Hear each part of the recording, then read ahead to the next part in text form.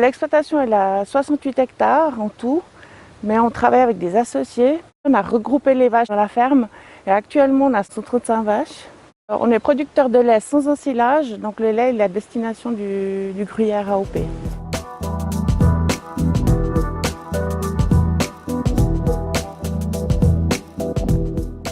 Alors ce qui est très important pour nous, c'est de gaspiller le moins d'herbe possible. Ça veut dire qu'au principe, on ne fauche pas de refus. Mais pour ce faire, il faut être très précis par rapport à la hauteur de l'herbe. Ça veut dire qu'on rentre les vaches à une hauteur maximale de 12 cm dans les parcelles.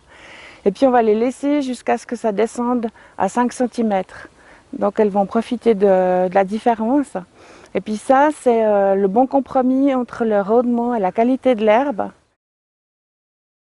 Ça ne nous intéresse pas d'avoir des animaux à 9, 10 ou 11 000 kg de lait. Alors, je ne parle pas en tant qu'individu, mais en tant que moyenne de troupeau. Mais nous, ce qui nous intéresse, c'est combien de lait à l'hectare on fait. Le défi pour l'avenir, c'est d'arriver à trouver des vaches qui sont les plus efficaces possibles à la pâture et puis qui sont justement à même de transformer un maximum cette herbe en lait. Des vaches qui ne sont pas compliquées, des vaches qui sont peut-être plus légères, mais qui sont très performantes à ce niveau-là.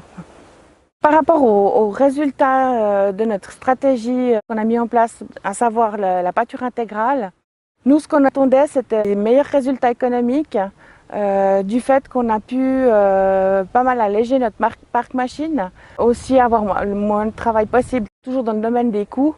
Ce qu'on se rend compte, c'est qu'on arrive avec cette méthode à limiter fortement les concentrés. On donne ce qui est juste nécessaire. On part du principe que l'herbe, si on maîtrise son stade au moment de la pâture, c'est un fourrage qui est équilibré. Et puis, il n'y a rien de mieux pour la vache. Par rapport à ce qu'on s'était imaginé, on va dire que l'exercice il est réussi. Et puis si on regarde au niveau des coûts de production qu'on calcule depuis de nombreuses années, on a plutôt tendance à être sur avoir des résultats en termes de bénéfices qui sont dans le quartile supérieur.